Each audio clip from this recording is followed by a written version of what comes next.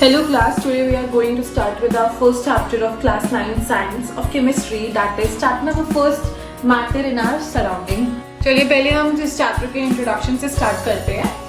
Matter in are surrounding. Surrounding मतलब आपके surrounding में, आपके आसपास के एनवायरनमेंट में जो भी प्रेजेंट है, हम उस चीज़ को क्या बोलते हैं क्लास? हम उस चीज़ को मैटर बोलते हैं.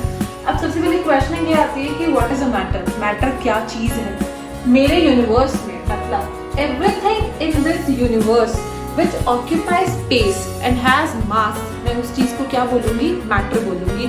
मतलब यूनिवर्स के अंदर और मेरे आसपास कोई भी वो चीज़ जिसका कुछ मास है, मतलब जिसका कुछ वेट है, जिसका कुछ और जो कुछ एरिया आपका ऑक्यूपाई कर रहा है, कुछ स्पेस ऑक्यूपाई कर रहा है, मैं उस चीज़ को, उस हर चीज़ को क्या बोलूँगी क्लास? मैटर बोलूँगी. एग्जाम्पल लेके चलते हैं. हम एग्जाम्पल लेते हैं जैसे सैंड, स्टोन, पेपर, पेंसिल, आपकी बुक, एयर, ये सब चीज मेरी क्या है क्लास? ये सब कुछ क्या है? मैटर है. इनफैक्ट मैं जिस बोर्ड पे लिख रही हूँ ये भी मेरा कुछ एरिया ऑक्यूपाई कर रहा है, इसका भी कुछ मास है. मैं जिस पेन से लिख रही हूँ ये भी कुछ एरिया ऑक्यूपाई कर रहा है, इसका भी कुछ मास है. मैं उस हर चीज को क्या बोलूँगी क्लास? मैटर बोलूँगी. तो हम एक बार ये और रिविजन करते हैं. Everything in this universe which occupies space and has mass, उस हर चीज को हम लोग क्या बोलते हैं क्लास? मैटर बोलते हैं. Example sand, stone, paper, pencil, table, ये हर चीज मेरी क्या होगी? मैटर होगी. So the next is what are the constituents of matter. So constituents का मतलब मैटर किस चीज से बेसिकली बना है? According to early Indian philosopher, उन्होंने बोला था चाहे आपकी कोई भी लिविंग चीज हो, चाहे आपका कोई भी नॉन लिविंग मैटर हो, तो वही नॉन लिविंग और लिविंग मैटर जो है आपके 5 बेसिक एलिमेंट्स से बने हैं. हम उन 5 बेसिक एलिमेंट्स को बोलते हैं पंचतत्व. पंचतत्व का मतलब हुआ 5 बेसिक एलिमेंट्स. उन फिलोसोफर्स ने क्या बोला था? उन फिलोसोफर्स ने बोला था कि आपका कोई भी नॉन लिविंग मैटर या आपका लिविंग मैटर आपके 5 बेसिक एलिमेंट्स से बना है. हम उन 5 बेसिक एलिमेंट्स को पंचतत्व कहते हैं. वो मेरे 5 बेसिक एलिमेंट्स कौन से हुए class? Air, water, earth, sky and fire. So मैं इन चीज़ों से क्या बोल सकती हूँ कि matter is made up of 5 basic constituents, जो कि आपके कौन है? एयर, वाटर, अर्थ, स्काई और फायर. चलिए अब मैटर के फिजिकल नेचर के बारे में पढ़ते हैं. फिजिकल नेचर का क्या मतलब हुआ कि मैटर आपको दिखता कैसे है? ठीक है. अब मैटर, अब फिजिकल नेचर के अंदर क्लास 2 चीजें आती है आपकी. ठीक है. आपकी 2 चीजें फिजिकल नेचर में क्या आ रही है कि मैटर आपका कंटिन्यूअस इन नेचर है या फिर आपका पार्टिकुलेट इन नेचर है. अब इस चीज पे आपका एक क्वेश्चन बनता है कि इज मैटर कंटिन्यूअस और पार्टिकुलेट इन नेचर? कंटिन्यूअस का क्लास क्या मतलब होता है? कंटिन्यूअस का मतलब वो होता है जिस चीज के अंदर कोई भी ब्रेक नहीं है, वो चीज जो किसी चीज में ब्रेक डाउन नहीं होगी, वो चीज जो कि सिंगल प्रेजेंट है. लेकिन मैटर ऐसा नहीं होता. मैटर आपका ऑलवेज किस फॉर्म में होता है? Matter is made up of small particles. Matter आपका किससे बना हुआ है क्लास? स्मॉल पार्टिकल से बना हुआ है. तो इसलिए मैं आपके मैटर के फिजिकल नेचर को क्या दूंगी? वर्ड कि मैटर आपका कैसा है? मैटर आपका पार्टिकुलेट इन नेचर है. मतलब इसी से एक लाइन बनती है कि matter is made up of small particles which are called as atoms. इस पार्टिकुलेट नेचर को समझने के लिए let's check it out this image. आप इस इमेज में जिस तरह से देख रहे हैं, ये आपका माइक्रोस्कोपिक व्यू है एक क्यूब का. आप इस इमेज में क्या देख रहे हैं कि आपका जो क्यूब है वो किससे बना हुआ है? नंबर ऑफ पार्टिकल से बना हुआ है. तो इसी वजह से मैंने मैटर के फिजिकल नेचर को क्या बोला है? It is in particulate in nature. मतलब कि matter is made up of small number of particle. Class matter के पार्टिकुलेट नेचर से समझने के लिए हम एक नेक्स्ट टॉपिक और लेते हैं. What are the size of these particles? मतलब आपके मैटर के अंदर जो पार्टिकल्स प्रेजेंट है उसका साइज क्या है? For this let's check it out this image class.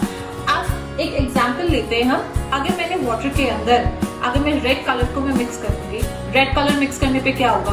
मेरे कलर के अंदर के जो पार्टिकल्स होंगे वो मेरे वाटर के पार्टिकल्स के साथ जाके मिक्स हो जाएंगे. तो मेरे वाटर का कलर कैसा हो जाएगा क्लास? रेड कलर हो जाएगा. आप जैसे कि इस इमेज के अंदर आप देख रहे हैं, आपके पास 4 बीकर्स है.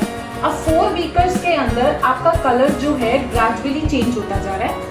लास्ट में आप जाके आपका जो कलर है बीकर का वो एकदम लाइट हो गया। लाइट क्यों हुआ है क्लास? आप पहले बीकर के अंदर आप जैसे देख रहे हो कि आपका कलर जो है डार्क है। क्यों?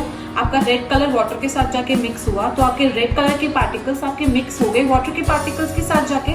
जैसे जैसे आप उसके अंदर डाइल्यूशन करते जाएंगे, डाइल्यूशन का मतलब होता है जब भी आप किसी चीज के अंदर आप किसी चीज को और मिक्स कर रहे हो। यहाँ पे मेरा डाइल्यूट मैं किस चीज को कर रही हूँ, यहाँ पे मैं डाइल्यूशन का मेरा मतलब है कि मैं वाटर को मैं और मिक्स करती जा रही हूँ मेरे रेड कलर वाले वाटर के अंदर। तो जैसे ही मैं वाटर को मैं मिक्स करती जा रही हूँ तो मेरा हर बारी मेरा कलर जो है और लाइट होता जा रहा है। लाइट होता जा रहा है, इसका मतलब ये है कि मेरे पार्टिकल्स जो है they are present in millions. मेरे पार्टिकल्स मिलियंस में प्रेजेंट है और वो हर बारी अपने आप को फर्दर डिवाइड करते जा रहे हैं, अपने आप को फर्दर डिवाइड करते जा रहे हैं। तो मेरा पानी का कलर जो है हर बारी क्या होता जा रहा है क्लास? लाइट होता जा रहा है। मतलब इस वाले बीकर के फर्स्ट बीकर के अंदर जो है मेरा कलर सबसे डार्क है, ठीक है, तो वहाँ पे मेरे पार्टिकल्स अभी डिवाइड नहीं हुए हैं। लेकिन मेरे नेक्स्ट वाले बीकर के अंदर कलर मेरा ग्रेजुअली थोड़ा सा लाइट हो गया। लाइट क्यों हो गया? क्योंकि मैंने उसके अंदर डाइल्यूशन कर दी है। मैंने डाइल्यूशन किस चीज की करी है क्लास? डाइल्यूशन मैंने वाटर की करी है। तो मेरा वाटर मिक्स करने पर रेड कलर ने अपने आप को थोड़ा सा और डिवाइड कर लिया। डिवाइड करने पे क्या होगा? वो कलर क्या हो जाएगा आपका? कम हो जाएगा। ऐसे ही मैं फर्दर और डाइल्यूशन करती जाऊंगी और मेरा कलर जो है और कम होता रहेगा और कम होगा। इसका मतलब ये है कि पार्टिकल अपने आप को डिवाइड करता जा रहा है। तो तभी हम क्या बोलते हैं कि मैटर जो है मेरा किससे बना है? पार्टिकल से, और particles are very small in size. तो जब आप सब इस इमेज को देख के आप सबको ये क्लियर हो गया होगा कि पार्टिकल्स मेरे क्या होते हैं? They are small in size. वो फर्दर मेरे और क्या होते रहते हैं? डिवाइड होते रहते हैं। सो गाइस, हमने ये तो सुना है कि practice makes a man perfect. तो इस टॉपिक को क्लियर करने के लिए चले आइए एक क्वेश्चन तो करना पड़ता है। Which of these is matter? Air, happiness, thought, juice, sandwich, eraser. The answer is, board पे देख के तो आप समझ ही गए होंगे, air, eraser, juice and sandwich. So why? Because they have mass and they occupy space. So guys, चलिए let's forward to the next topic. Next topic is characteristics of particles of matter. तो हमारी सबसे पहली characteristics आती है कि particles of matter are very small in size. ये characteristic आप अपने पिछले टॉपिक के अंदर पढ़ चुके हैं कि मैटर के जो पार्टिकल्स होते हैं उनका साइज बहुत छोटा होता है। तो ये हमारी सबसे पहली प्रॉपर्टी होगी। सो हम नेक्स्ट प्रॉपर्टी की तरफ बढ़ते हैं क्लास। हमारी नेक्स्ट प्रॉपर्टी होगी particles of matter have space between them.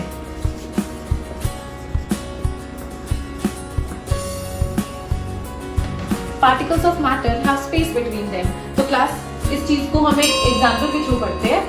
Example ये होगा जब भी हम वाटर और शुगर को मिक्स करेंगे आपस में। Water is a liquid and sugar is a solid, ठीक है। तो वाटर के अंदर जो भी स्पेस होगा उसके अंदर शुगर पार्टिकल्स अपने आप को जाके फिट कर देंगे, ठीक है। फिट करने से क्या होगा कि वाटर और शुगर आपस में मिक्स हो जाएंगे। मिक्स हो जाएगा तो आपका क्या फॉर्म होगा क्लास? आपका मिक्सचर फॉर्म होगा जो कि वाटर और शुगर का होगा। अब स्पेस कैसे? Particles of matter have space between them. मतलब आपका आप इमेज में देख रहे हैं कि आपके वाटर के अंदर भी आपकी स्पेस प्रेजेंट है। उस स्पेस के अंदर जाके शुगर पार्टिकल्स ने अपने आप को फिक्स कर दिया है, जिसकी वजह से आपका मिक्सचर फॉर्मेशन हुआ। उस मिक्सचर फॉर्मेशन आपका किस चीज का हुआ है? शुगर एंड वाटर का। इसी वजह से हमारी ये प्रॉपर्टी आती है कि particles of matter have space between them. अगर पार्टिकल्स मैटर के अंदर स्पेस ना हो तो कभी भी हमारे मिक्सचर फॉर्मेशन नहीं होगा। So our third property is particles of matter are in continuous motion. So what is continuous motion? Class, इस कंटिन्यूअस मोशन को हम कहते हैं कि particles of matter possesses kinetic energy. Kinetic energy हम बोलते हैं किसे क्लास? मूविंग एनर्जी को। अगर मेरे किसी भी स्टेट ऑफ मैटर के अंदर अगर मेरा कोई भी पार्टिकल अगर मूव कर रहा है तो it possesses kinetic energy in it. तो मेरे particles of matter possesses kinetic energy. तो इसी वजह से हमने इस प्रॉपर्टी को क्या बोला है कि particles of matter are in continuous motion. अगर किसी भी पार्टिकल ऑफ मैटर के अंदर काइनेटिक एनर्जी होती है तो they intermix of their own. Example लेते हैं। सॉल्ट एंड वाटर, अगर काइनेटिक एनर्जी नहीं होती तो ये सॉल्ट एंड वाटर आपस में मिक्स कैसे होते? मिक्सचर ऑफ वेरियस गैसेस, अगर काइनेटिक एनर्जी नहीं होती पार्टिकल्स ऑफ मैटर के अंदर तो ये मिक्सचर कैसे बनता क्लास वेरियस गैसेस का? तो पार्टिकल्स ऑफ मैटर पोजेसेस कौन सी एनर्जी? उस मूविंग एनर्जी को हम क्या बोलते हैं क्लास? काइनेटिक एनर्जी बोलते हैं। एक नोट आता है, टेम्परेचर इंक्रीज होने की वजह से काइनेटिक एनर्जी में क्या चेंज आता है? टेम्परेचर की वजह से काइनेटिक एनर्जी में क्या चेंज आता है? अगर पार्टिकल्स ऑफ मैटर की टेम्परेचर इंक्रीज होता है तो क्लास काइनेटिक एनर्जी इंक्रीज होती है। एग्जाम्पल लेते हैं हम लोग, अगर मेल्टिंग हो आइस की तो काइनेटिक एनर्जी उस मैटर की क्या होगी क्लास? इंक्रीज होगी। टेम्परेचर डिक्रीज होने की वजह से काइनेटिक एनर्जी के अंदर क्लास क्या चेंज आता है? आपकी काइनेटिक एनर्जी क्लास क्या होती है? डिक्रीज होती है। एग्जाम्पल लेते हैं, जब भी आपका water it turns out into a ice form और इन अ सॉलिड फॉर्म तो आपकी काइनेटिक एनर्जी क्या होगी क्लास? डिक्रीज होगी। तो class next, what is diffusion? Diffusion is intermixing of two particles together.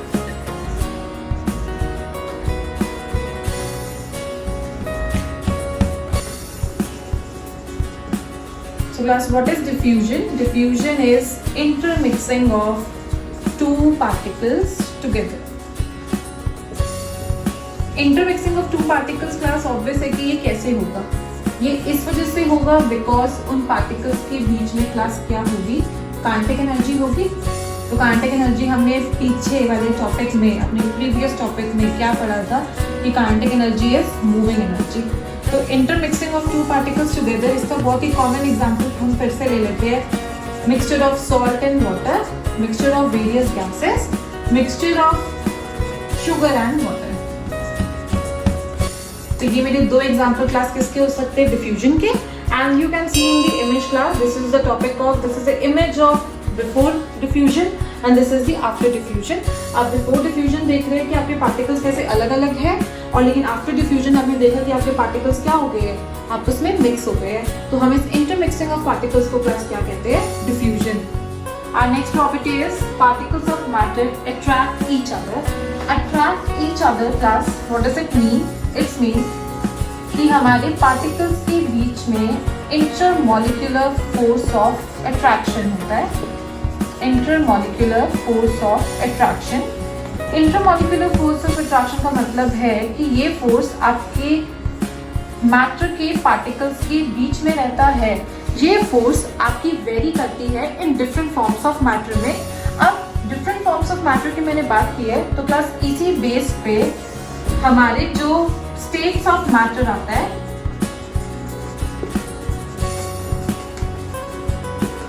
हमारा जो मैटर है क्लास वो तीन चीजों में डिवाइड किया गया है on the basis of force of attraction, solid, liquid and gas. Class on the basis of force of attraction हम लोगों ने फोर्स ऑफ अट्रैक्शन के बेसिस पे हमारे स्टेट्स ऑफ मैटर को डिफरेंट वेरियस फॉर्म्स के अंदर हमने डिवाइड किया है। स्टेट्स ऑफ मैटर क्लास हमारी तीन टाइप के होते हैं, सॉलिड, लिक्विड एंड गैस। ठीक है, अगर मैं सॉलिड की सबसे पहले बात करूँ क्लास, सॉलिड के अंदर हमारा फोर्स ऑफ अट्रैक्शन मतलब इंटरमॉलिक्यूलर फोर्स ऑफ अट्रैक्शन सबसे ज़्यादा रहता है। क्यों? बिकॉज सॉलिड के अंदर जो पार्टिकल्स होते हैं सबसे ज़्यादा टाइटली बाउंड रहते हैं। अगर मैं इस मार्कर की बात करूँ, मैं इस मार्कर में से अपना हैंड मूव नहीं कर सकती। ठीक है, मैं अपना हैंड मूव क्यों नहीं कर सकती इस मार्कर के बीच में से? बिकॉज ये सॉलिड है और इसके जो पार्टिकल्स हैं ये एक दूसरे से टाइटली बाउंड है। सो मैं अपना हाथ इसमें से इजीली मूव नहीं कर सकती हूँ। अगर मैं लिक्विड की बात करूँ क्लास, लिक्विड के अंदर हम लोग इजीली अपना हैंड मूव कर सकते हैं। क्यों? क्योंकि उसके पार्टिकल्स जो होते हैं वो लूजली बाउंड होते हैं। और यही सेम केस अगर मैं गैस के साथ लूँ, गैस के पार्टिकल्स काफ़ी ज़्यादा लूजली बाउंड होते हैं। क्यों? अगर मैं एयर के अंदर अपना इजीली मैं अपना हैंड मूव कर पाऊंगी। ठीक है, क्यों? क्योंकि उसके पार्टिकल्स क्या है क्लास, बहुत ही दूर दूर है। अब गैस और लिक्विड के केस में क्या होगा, मैं जिस तरह से गैस के अंदर अपना हैंड, एयर के अंदर अपना हैंड इजीली मूव कर पा रही हूँ, उतना ही इजीली मैं शायद मैं लिक्विड के अंदर मूव नहीं कर पाऊंगी। क्यों? बिकॉज एयर के अंदर आपके जो पार्टिकल्स है वो काफ़ी हद तक आपके लूजली बाउंड है। लेकिन जब मैं ये केस लिक्विड के अंदर लूंगी तो वहाँ पे आपके के पार्टिकल्स जो है थोड़े से कम लूजली बाउंड है as compared to the gas, ठीक है। तो आपकी सबसे ज्यादा फोर्स ऑफ अट्रैक्शन क्लास किसके अंदर रहती है? सॉलिड्स के अंदर सबसे ज्यादा फोर्स ऑफ अट्रैक्शन, उससे कम रहती है आपकी फोर्स ऑफ अट्रैक्शन लिक्विड के अंदर, और सबसे ज्यादा कम जो कि सबसे लीस्ट होती है वो आपकी क्लास किसके अंदर रहेगी? गैस के अंदर। सो गाइज, आई होप आपको chapter number 1 matter in our surrounding के अब तक हमने जितने भी टॉपिक पढ़े हैं आपको क्लियर हुए होंगे जरूर। अब आगे further discussion on the topic states of matter हम लोग इस चीज को अपने फर्स्ट लेक्चर के अंदर फर्दर डिटेल में पढ़ेंगे। By the time stay safe, stay home.